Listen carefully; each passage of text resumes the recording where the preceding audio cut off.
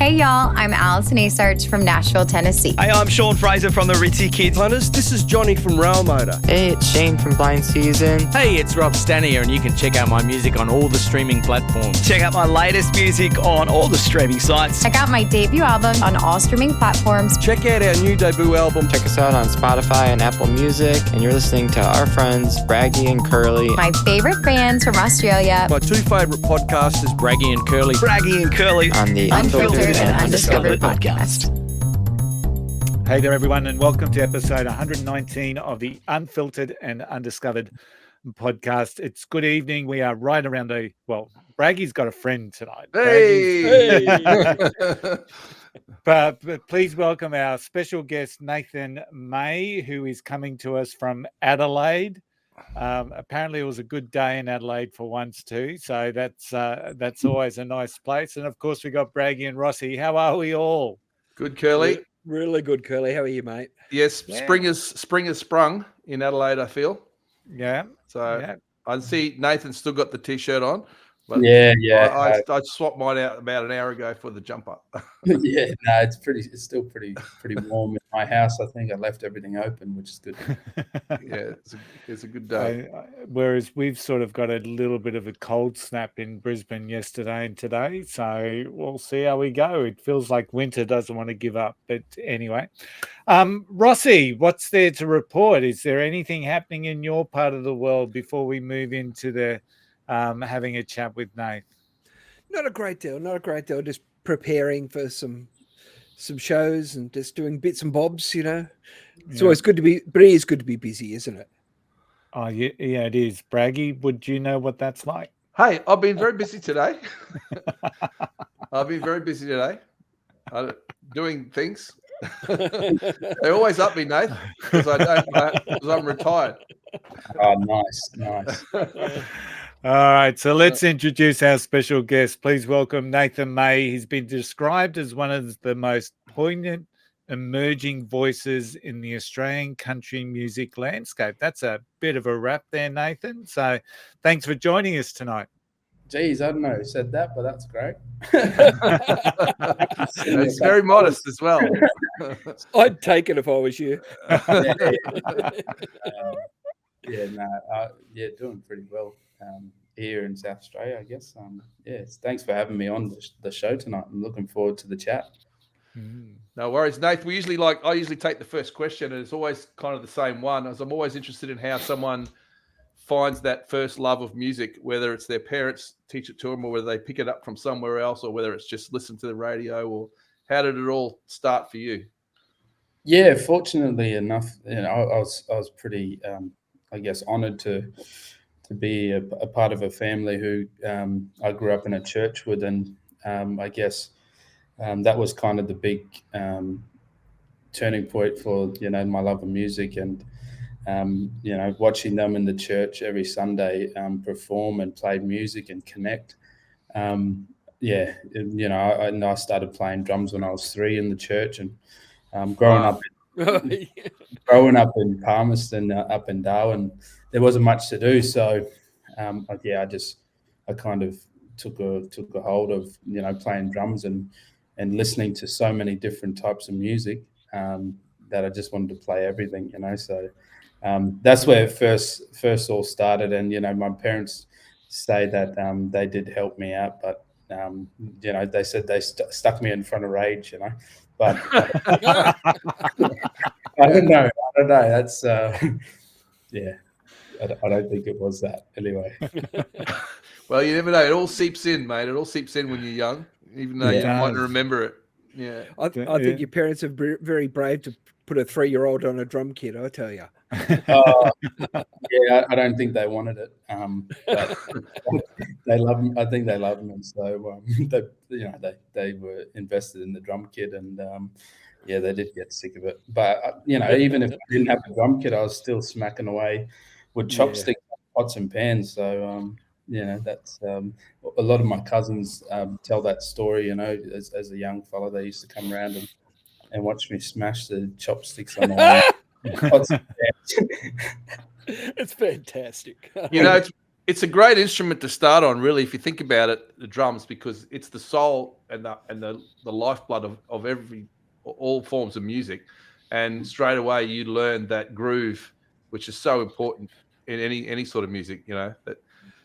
Yeah, and I first started that the basic rock beat, and just like Yeah. 1, 2, 3, and then got into reggae a bit, and then there's a whole bunch of like Slipknot I was listening to. And, Hey, you all know, right. there's Joey so much- Jordison.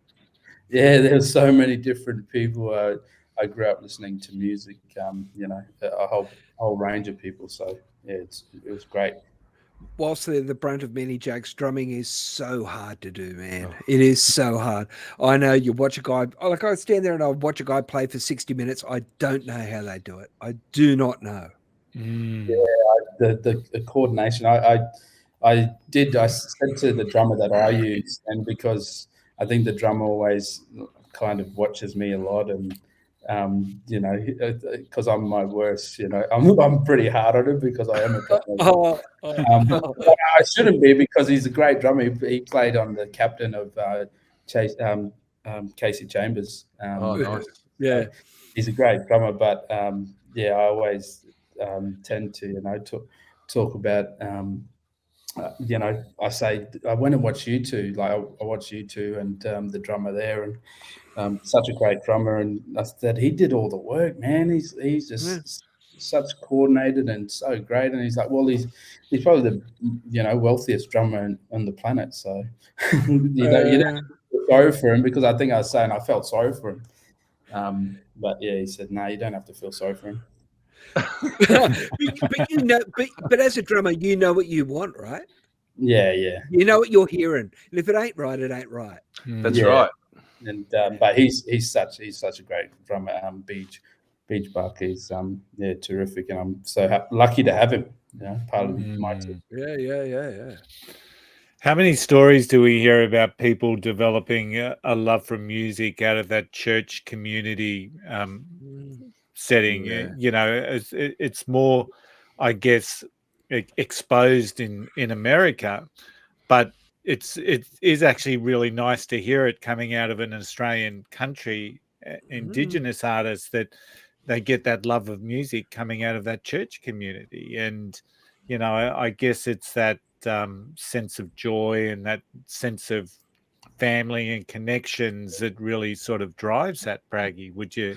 Yeah, well, the church and music have been together for 1,000 years, haven't they? Thousands of years. I mean, that's why they built churches in that shape, so the sound reverberates in there, and it gives everybody a sense of being. So that's probably why.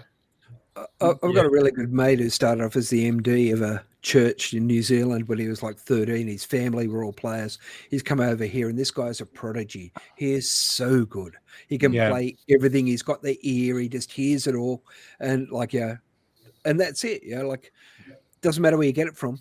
Doesn't matter where it comes from. Once you got it, you got it, Absolutely.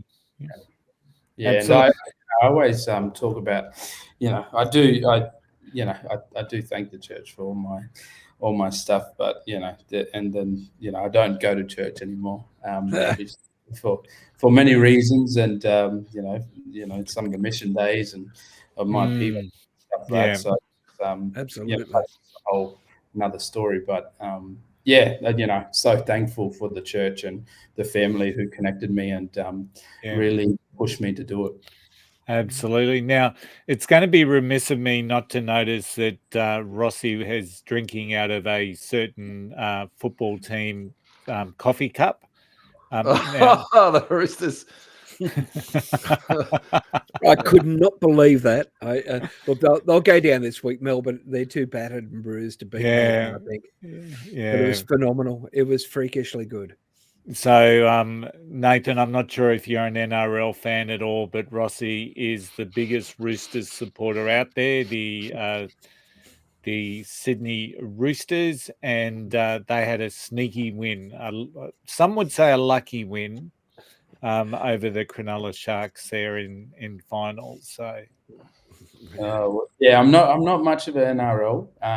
I do love the game, and we grew up in Darwin where the season of the winter season was the rugby season. So everybody kind of transferred from rugby, and then the footy season would go of the what is it, the summer, which is very, very unusual. So yeah, I wasn't that great of a player, so I didn't play it. I knew that when I got speared tackle, and got up breathing pretty heavily. So but I do appreciate it. I got a couple of mates who went down and played professionally, and I do love the game, but not much of a follower. Excellent. Now, I've got to ask a question. How did you get into country music? It sounds like you've got this diverse range of influences or people that you loved, whether it be through watching on Rage or, Slipknot or all of this stuff. How did that culminate in you producing country music? I think it was when I first moved away, pretty much from Darwin, and I really missed home, and I'd always go back to all the stuff that my grandparents and all my cousins and all that when they were drinking, what they used to listen to, and they'd always everybody always binging over country music, Alan Jackson and Brooks and Dunn's, and Merle Haggard sometime would come on, and I think that was kind of where I just said, I'm really gonna try and have a crack at crafting and trying to get into this genre, and I always found that country music was such a great genre to tell a story. And a lot of people say the Eagles weren't that country, but I think they were so country. Yeah.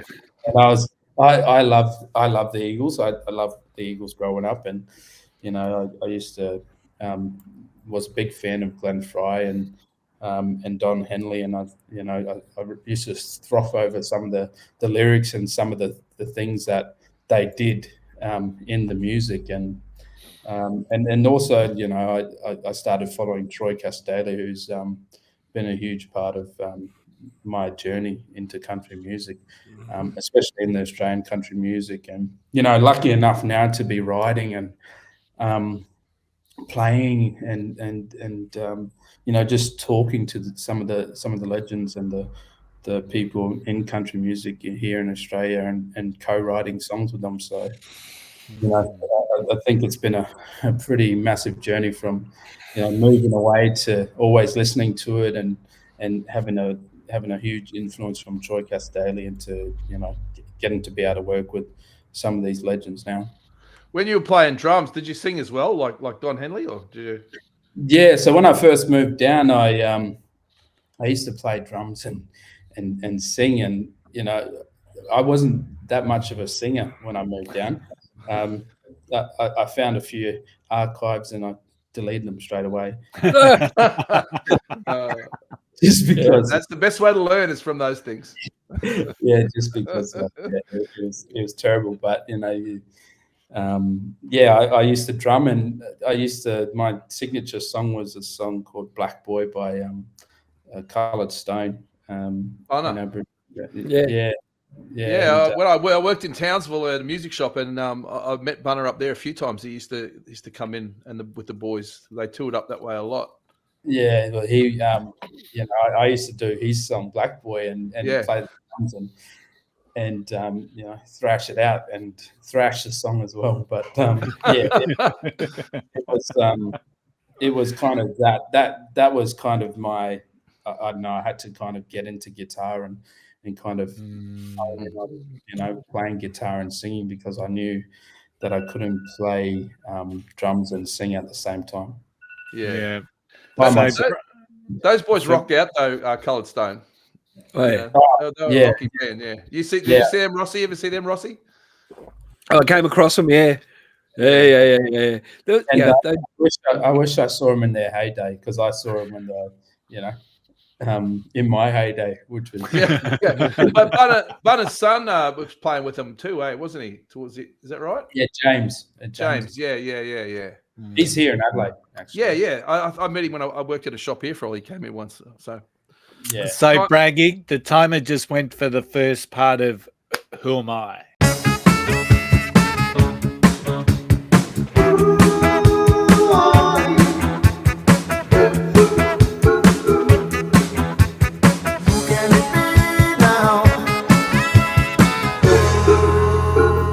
all right, now this is kind of, you'll see why I picked this one, I guess, and I hope I've done the right thing here. This is one that I think most of you guys will get pretty quick, but I think because we have some listeners from overseas, Nashville, and some in Europe and around that, this may be a story that they don't know. I hope I get all the names right. I'll read the first paragraph.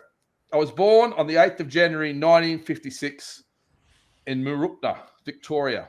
Mooroopna is named after an Aboriginal word referring to a bend in the Goulburn River near Shepparton in central Victoria. I was of Gutjamara and Bundjalung heritage. In 1956, my family, along with the remaining Aboriginal population of Cummeragunja, were rehoused at Rumballara. The family subsequently moved to Framlingham, where my mother had been born. At the age of 2 or 3, myself and my sisters and brothers were forcibly removed from our family by government agencies and placed in an orphanage. After 2 unpleasant placements in foster care, I was eventually fostered by Alex and Dulcie Cox, a family of Scottish immigrants in Melbourne. Their eldest daughter, Mary Cox, would sing church hymns and taught me the basics of guitar and keyboards. My love of music was further fueled by Alex's collection of Scottish music. He was a big influence on me, a good influence, and I'll love him till the day I die. That's the first what? Wow. So we've had a few that have had a few of those Who Am I's who've had tough upbringings, but none tougher than that. Yeah. I've actually got an idea on this one, Braggy. So I thought you might. I know who it is. I thought you'd know who it was. Yeah, but I just thought it was one that we should go through. So yeah, awesome. Yeah. A good story. So Barack Obama. Let's talk about that. Let's get that out on the table. Yeah, this is It's going to be good. Oh yeah. Do you want me to talk about? Yeah. We want the story. I thought somebody else met him in the group. I was like, No. We wish. So I met him in Darwin. He came over in 2011 to kind of do his tour, his first Australian tour, and he only came to Canberra and Darwin within a couple of hours. I don't think he was here for too long. Anyway, in those hours, it was kind of just Darwin kind of went into lockdown. It was kind of COVID, as nobody was there. There was snipers around. It was pretty crazy. And so we got driven in a bus to a hangar where he was going to do a talk. And in that time, there was some entertainment by Jess Kamalboy, who's an awesome Aboriginal singer and songwriter, and also Gurumul, the late Gurumul. And, that was kind of inspirational in itself for me as a music lover and as a songwriter. And then we got to meet him, we wasn't planned to meet him, but my teacher, Judith, who was a Paralympian gold medal swimmer, she got us up in her wheelchair and creeped up to, the kind of furthest place where we can go. And then there was a little gap where I just said, let's go in this gap, because I had a few other students behind me. And we went into the gap, and this Secret Service guy said, "What are you doing in here?" And I said, I just want to meet the president. And he allowed us to stay in there. Meanwhile, everybody else was coming in with us. So there was just so many people. Anyway, we were sitting right at the fence where he was about to exit. And I just started singing out, "Brack, brack, brack." And he came over. He was going to go over to the military crew, but he came over to the students. And I always feel that he really came over to me because I was another coloured person just singing out his best. That's how I think of it. But I spoke to him for 2 minutes. He inspired me and just said what I wanted to do and be, and he said I can do and be whatever I wanted to be, if I put my mind to it. and coming from him was pretty inspirational. Yeah. Yeah, man. Wow. That's freaking. Wow. That's amazing. Yeah, is. that's big star power. Big star power. Yeah. Yeah. Yeah. So yeah, we got the photos, and yeah, it's certified. You know. I'd love to meet him. Actually, I'd probably love to meet Michelle more. Actually, she seems an incredible woman. So Nathan, tell us about your new song. It's called Home, and tell us a little bit. So you wrote this as well? Yeah, so I started writing this song when I was, first in my couple of years here in Adelaide, and I was getting really homesick, and I was wanting to go back to Darwin to move, and I couldn't handle it, and a part of me was just like, no, this is the right thing to do. You got to stay here and smash it out. And I started writing this song because every time it rained, it took me back to Darwin here in Adelaide. Yeah. And even though, the Darwin rain, you get cooled down, when Adelaide get more cold. And you start That's right. Oh, I hate it. Yeah, jumpers on. But no, I do love the sound of it when I'm tucked away. I do love the sound of the rain hitting the roof, and it just calmed me a lot and took me back to that place. I had a lot of childhood memories, playing in the rain and, doing a lot of cool things in the rain. So I started writing it and finished it off with Colin Buchanan. And wow. And, we kind of finished it off, and I just said, I just need this to really hit home, like I really needed to. And he helped me out, putting kind of final touches in and just reshaping it to tell that story that I wanted it to tell. So, and produced by who's producing some of the songs and their album that's planned to be released soon.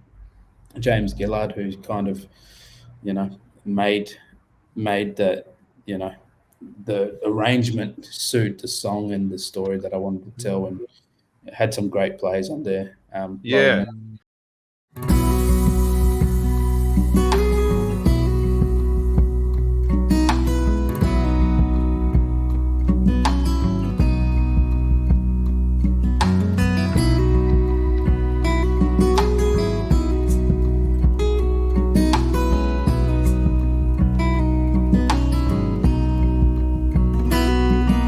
Every day I hear the rain, every day it's falling down again. On the roof and through the trees, on my face and running across my feet. I'm standing as it's singing down and the thunder is cracking through the air.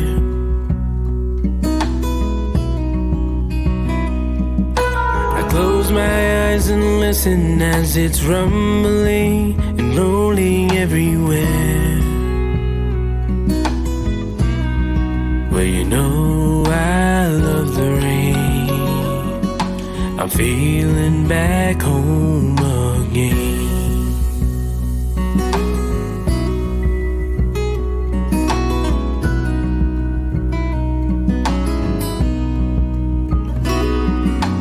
When I'm far away from home, I let the gray clouds gather in my mind. Watch the raindrops on the dirt, little circles come and kiss the earth.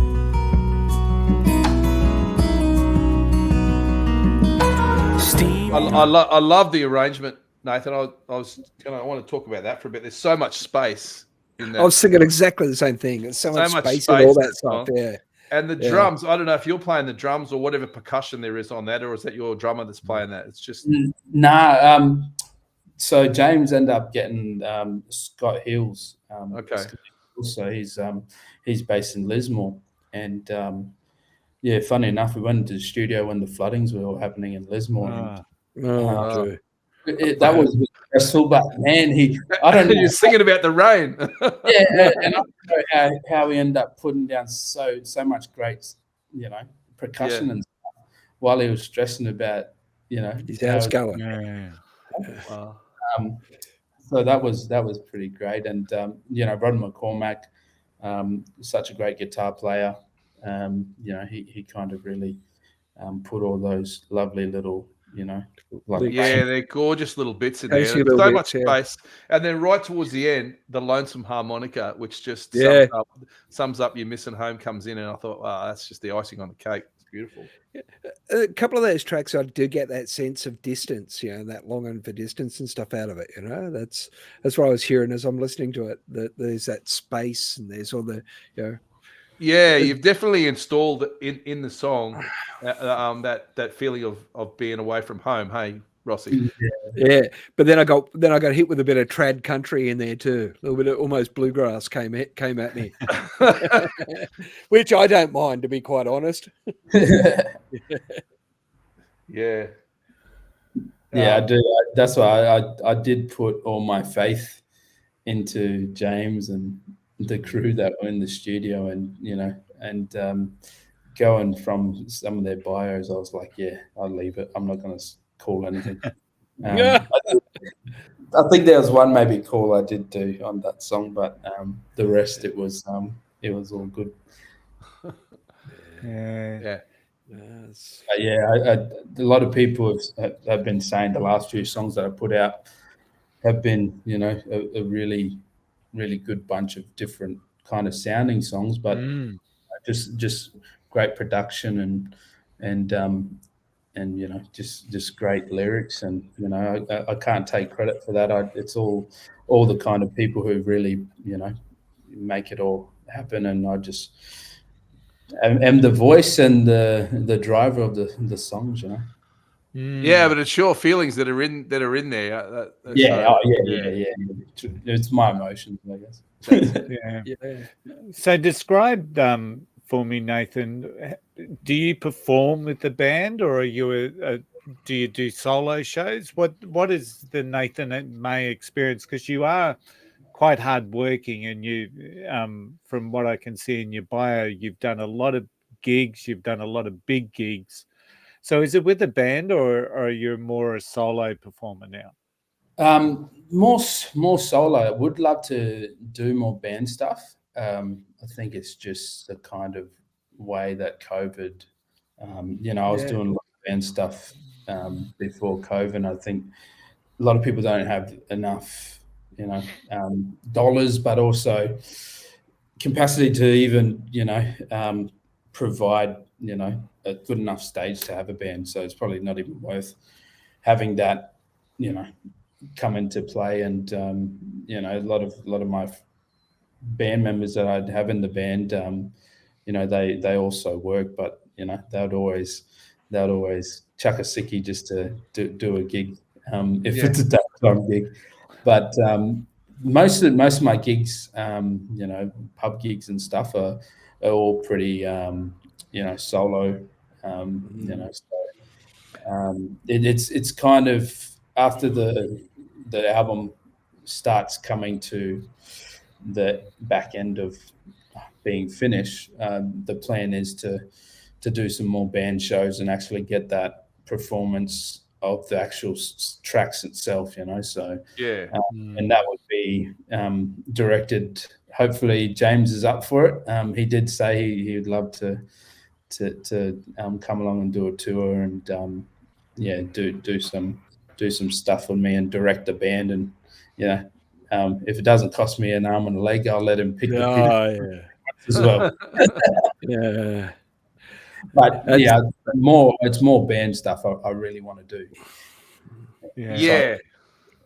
But the most recent songs do lend themselves to that stripped back acoustic thing too, though. Yeah, so they're not, the songs aren't losing anything from you doing them as a solo acoustic song. Yeah, and I find the message and the song is more powerful when it's just me telling the story and then going into the song. It's great kind of way to actually listen to the lyrics and not listen to everything else that's happening. Yeah, sure. That's right. Gets the message across, especially with, and we'll talk about it, I guess, after I do the next installment of Who Am I? But heard the it's got to timer. start. It's got to start somewhere. It's got a really good message as well. Absolutely. Yeah. So part 2. Part 2. At 15, I was contacted by my natural sister Myrtle, who told me my natural mother had just died. I spent the next 14 years on the streets battling alcoholism. I met my future wife, who was also of the stolen generation, at the Salvation Army drop-in centre known as the People's Palace in Adelaide when she was just 16. We embarked on a journey of healing through music. In the late 1980s, we formed a band together with several other Indigenous Australians and moved to Melbourne. At the urging of Henry Uncle Banjo Clark, I wrote my first song, Took the Children Away, which I performed on a community radio station in Melbourne and on an Indigenous current affairs program in 1988. Australian musician Paul Kelly invited me to open his concert early in 1989, where I performed the song, which told the story of the stolen generations and my own experience of being forcibly removed from my family. My performance was met with stunned silence, followed by shattering applause. It's part 2. Yeah, and we all know who it is. Yeah. But we won't say yet. We'll finish it. We'll finish her off. I wanted to tell you a story about I've been able to be in the presence of him. Yeah, before he passed away, but I'll tell those stories after. Awesome. Okay. Awesome. So let's so Braggy, you want to lead off with it's got to start somewhere. Yeah, well, it's very reconciliatory, and I think Australia, we're right at that time now where we're about to go and go to the polls, and I just want to know the story behind that song, and so I'll give you the kind of the short story. Okay. It was basically, so I went over to Sydney, and James, he really wanted me to write some new songs for this album because I said, I really want you to produce my album. Yep. And he said, I've lined you up with 3 people to write songs with: Colin Buchanan, Kevin Bennett, and Luke O'Shea. And I think Luke O'Shea was on the last day. And he started, he kind of, I loved his song that he did with Kevin Bennett called Happy Australia Day. And I said, I really want to kind of put a song out like that sends a bit of a message about some of the stuff that happened to my family. And he says, well, let's talk about the family then and what happened. And so my great grandmother, she was her name was Mutulu. She was a traditional Aboriginal woman, and she grew up in they call it's around William Creek, but so Anna Creek, so the Anna Creek station. That's what they kind of worked up that station. And she had a daughter, Myra, who was my great grandmother. Yep. And then Myra had 13 kids to a white man, and and the 13 kids weren't allowed to learn language or culture in the house. So my great grandfather, he was over from England. He worked and came over and worked on the railway line, which I said in the song. And from that, we kind of lost a lot of that culture and a lot of that knowledge on the way that my great grandmother had, and I passed on to my great grandmother. So we lost a lot of that. And I just wanted to tell the story about, starting my journey on learning my culture now, and learning my language, because, I can still go out and do it. There's elders out there that are still speaking. So it was basically about that, and also coming together, and not blaming my great grandfather for losing that, because there was so much different things that were happening in that time, with the stolen generation. He could have been protecting the kids from being taken away, and that could have been one of the rules, so I don't really blame him. So it was kind of a song coming together and learning some of the things that Aboriginal people had to go through, even if they weren't taken away, or there was so many different stories that people have that of losing culture, and it was only that one person, which was my great grandfather. So that was the whole concept. And he said, well, it's got to start somewhere, and that was the whole.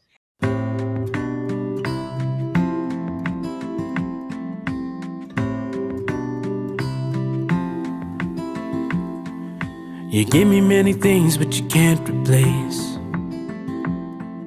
the things you lost and the things you take.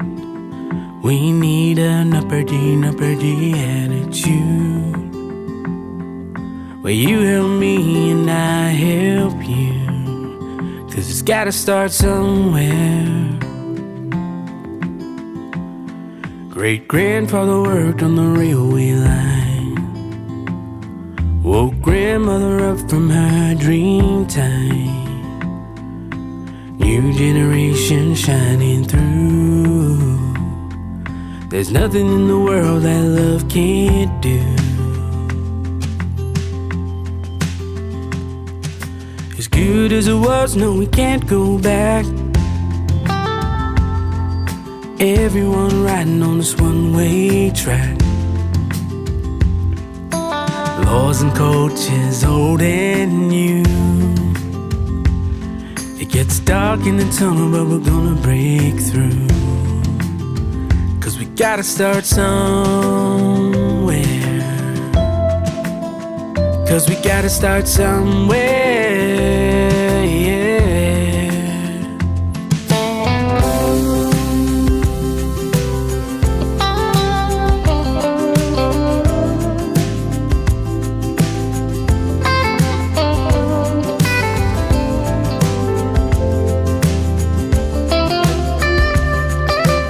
Yeah. And so you learn your language. Do you think you'll do any full songs in language, or? Yeah, well, so learning it at the moment is kind of complex because I'm sure it is. there's a whole system that you go through, and so if I wanted to say, like eagle flying high, it would be like flying eagle. So it'd be opposite, flying eagle high. Right. It's kind of this, or it was the subject, verb, and so it's a whole bunch of different systems that are a lot different to English. Yeah. And but one day, there is hope that I can do a full song, but I'm just putting those little I've noticed a couple of little words you got in there. Yeah.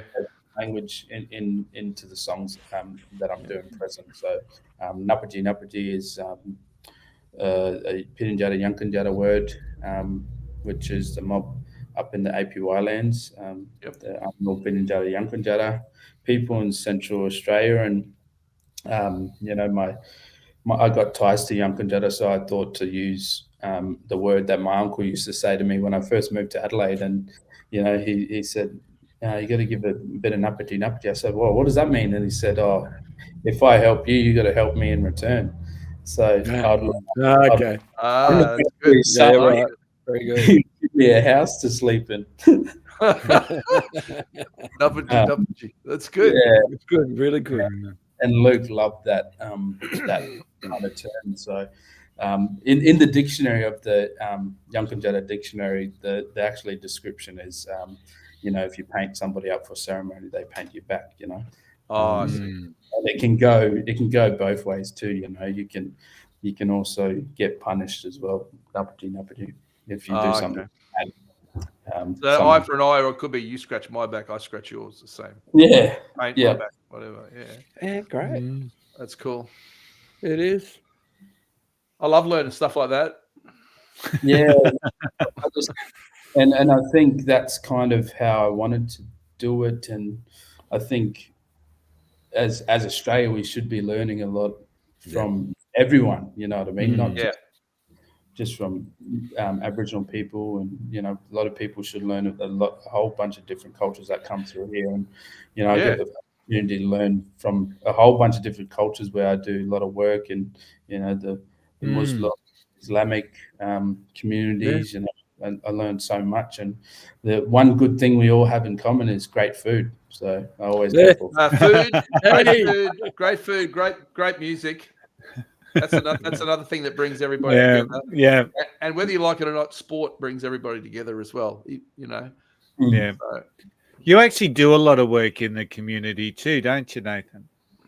Yeah. So a lot of the stuff I do for I try and do a lot for young Aboriginal and Torres Strait Islander kids who went through some of the same stuff that I went through. And, I do talk about some of the hard topics and some of the, alcohol problems that I had in my community, a lot of that. And that's why I moved away kind of to the family, and the church was my kind of safe zone, because there's a lot of that stuff happening.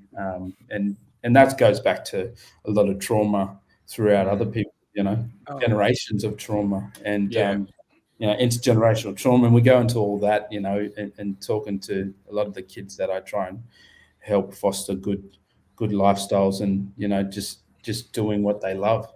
And so, I do mentor a whole bunch of young Aboriginal and Torres Strait Islander kids, but also engage with schools and songwriting, and just trying to educate kids, and help them in any way. And, I did a lot of suicide prevention stuff, a lot of racism prevention, the whole work. So I love doing all that community work as well. I guess you get a lot of ideas for songs out of that as well. Oh, yeah. And especially when you see resemblance in some of the kids, Right. Yeah. Okay. And there's so much tough things you see, and I've written songs about hope and about kids doing better, and not having to kind of parent the younger kids. It's like so it's such great inspiration and material, and especially when they start getting into. So I foster music into the whole programs of whatever I do, and so when you start looking at the kids and them getting into music and be like, oh wow, I just did that, I chord on the ukulele, and I'm writing this rap song. It's like, seeing the kids' faces is probably the most rewarding thing ever. Yeah, it would be. When those little light bulbs go on, when you see people starting to just, when they start that musical journey and they just start doing stuff, it's so exciting, isn't it? Yeah, there's so many, people that have seen me in the regional schools, that have seen me perform about some of the stuff that happened with me with racism, and a lot of my stories. And there's people who, my partner, she works at a university, and she says, oh, there's a young lady that come in and said that she's seen you perform and you've really inspired her. And I'm like, wow, that's pretty amazing. That's a great story. That's one of the best compliments you can get, isn't it? Yeah. But you're out there doing the work, man. You're out there doing the work. Yeah. And it's got to keep going on. That's the other song.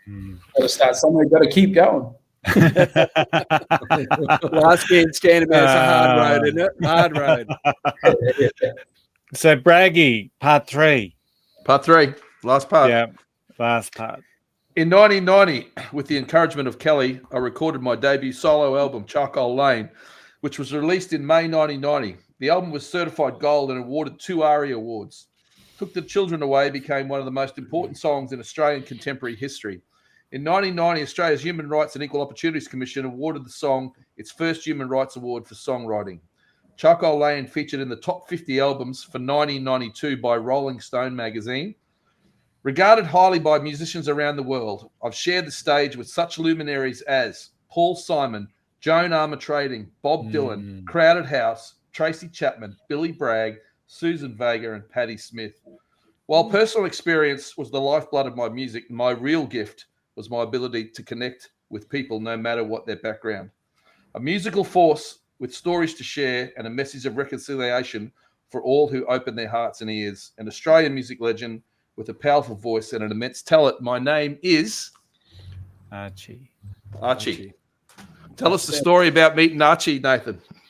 Well, met him a number of times, so many times, going from being a healthy man to, his stages of getting sick. And the one thing I did was got invited to his book launch by him. And unfortunately, I was actually supposed to perform too with him, but due to COVID, a lot of that stuff stuffed that up. he did his last performance in Adelaide. And anyway, the story was he was talking about the Paul Kelly, and when he met Paul Kelly, and because he got invited to do this show, and he said this bouncer with a crooked nose at the side of the stage said good luck to him, and he's like, yeah, no worries. And so he's playing his set, and then he comes back off, and he starts watching Paul Kelly, and he's like, oh, that's the bouncer. That's right, because Paul Kelly does look like a bouncer. He's got the nose like that. So he was like, yeah, that was pretty weird. I thought the bouncer was So good. Oh, great story. So, Nathan, you're working on an album. Did I hear that correctly? Yeah, working on the album.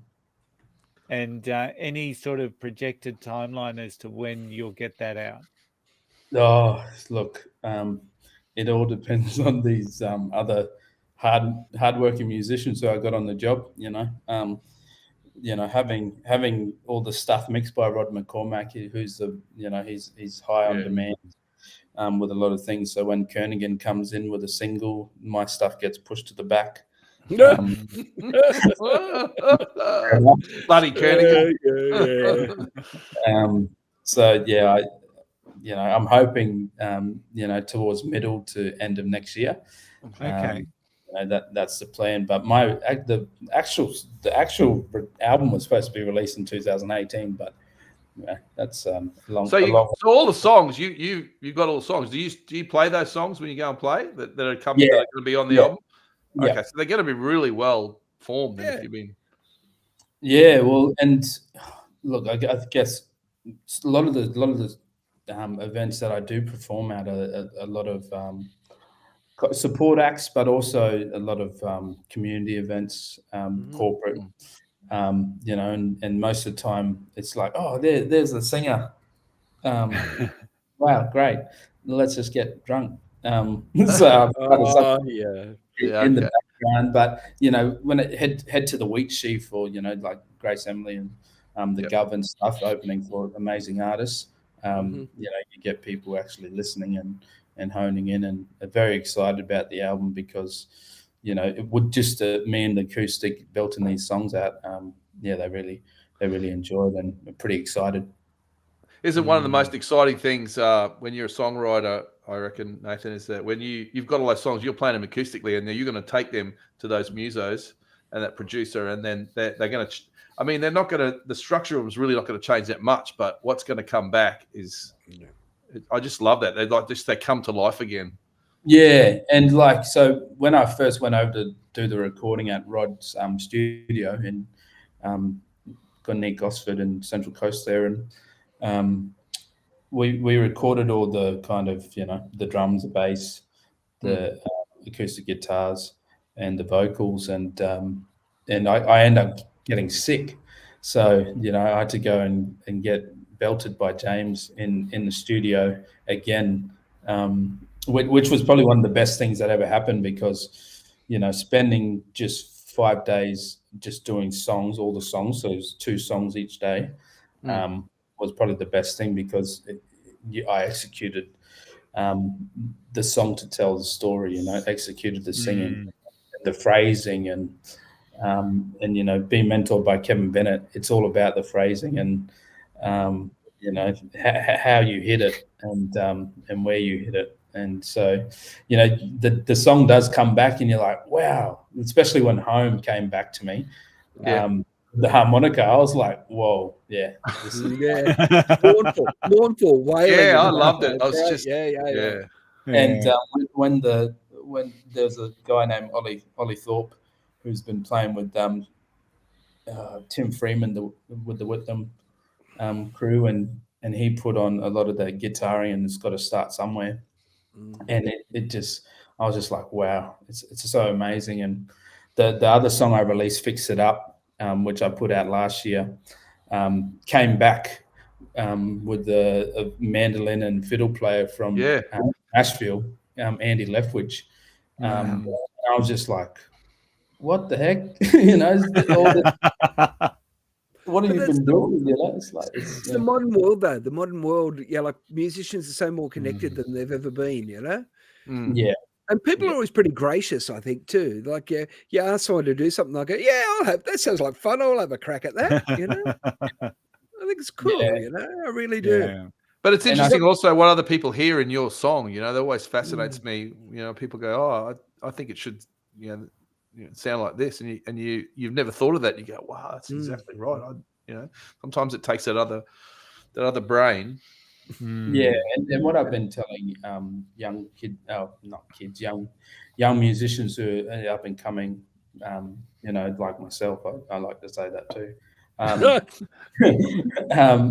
to, I say share your stuff. This is what these fellas encourage me to do every day. If I write a song, just send it straight to them, and because we can all throw ideas with each other, and it becomes a more collaborative and a more polished song. Who do you, when you finish writing a song? This is a interesting question I find. Who do you first? Do you play it to your partner first? Who's the first person you bounce it off? Oh yeah, I wrote a song the other night, and I did bounce it off my partner, and she's like, "Yeah, don't like the lyrics." I was like, I know exactly what that's like. That might be the last time. So I normally send it to James or Kevin Bennett, and they write this big report and send it back to me, and I'm like, okay, otherwise. Which is good. It's something I need. So have you got any shows in the pipeline at the moment? Yeah, there's a Semaphore Music Festival. I don't know, Bragg, you might have come across the Semaphore Music Festival. Is happening in the public holiday in October. So I'll be playing at that with the band. Don't know if it's going to be 3 or 4 of us, but it's going to be some kind of band. And I'm supporting an amazing artist from Melbourne Victoria, who's great. And I met her when I played drums for a band who supported Midnight Oil and Vicar and Linda, Liz Stringer. I'm supporting Liz Stringer at the Grace Emily for 2 shows. What a great venue. That's great. What dates are they? Do you know? November. I don't know exactly what, but I think the Semaphore Music Festival was the 2nd of October. Yeah, grand final day. Is it? Yeah, I hear it is. Not proper football, only a rugby league. Not proper football. The stuff we play in Capital City, Braggy. Yeah. The stuff they play in the 2 states. And other countries, but that's another story.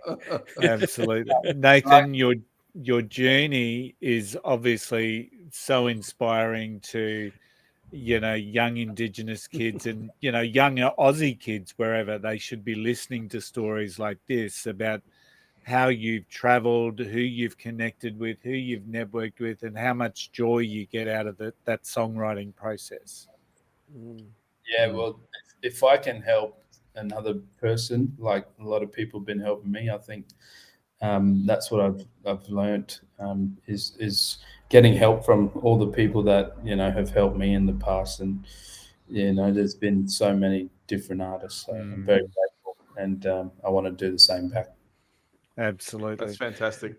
We'll make sure all your links are in the show notes of the episode. So if you like the music, of course, go and follow Nathan. We'll share his Facebook links, his website, his Spotify links.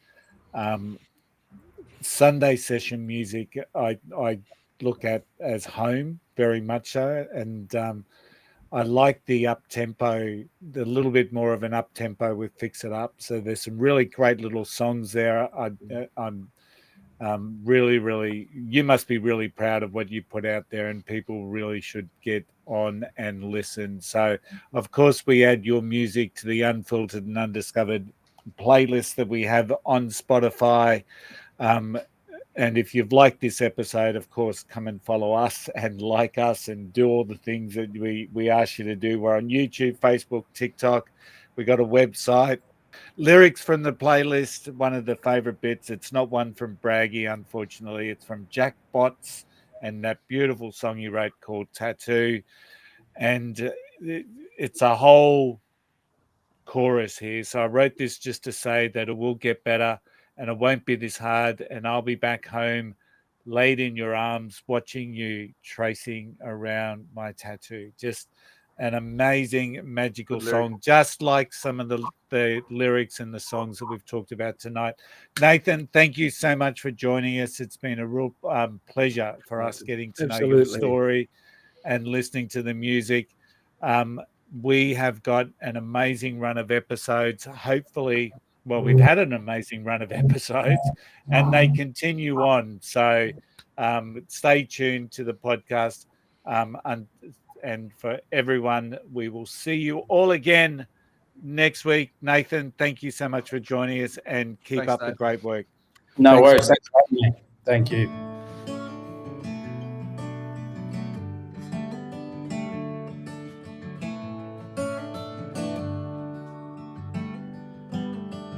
I wanna say that I'm sorry for the week that has been. I guess I'm on edge, just trying to hold it in. 'Cause I've been trying to figure out what it is I feel, and I think I just realized I'm hopelessly in love. So I wrote this just to say that it will get better and it won't be this hard, and I'll be back home laying in your arms, watching you tracing around my tattoos. And I don't have many, but it's all that I've got, and until I've got you, there's nothing else I want. Oh, and there's nothing I can do. There's just a part of loving you.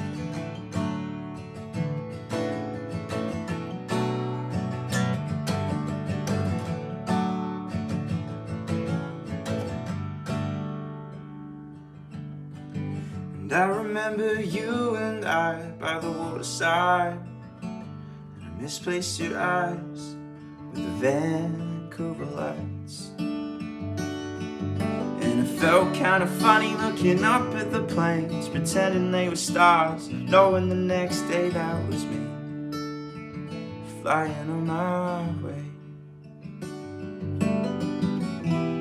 So I wrote this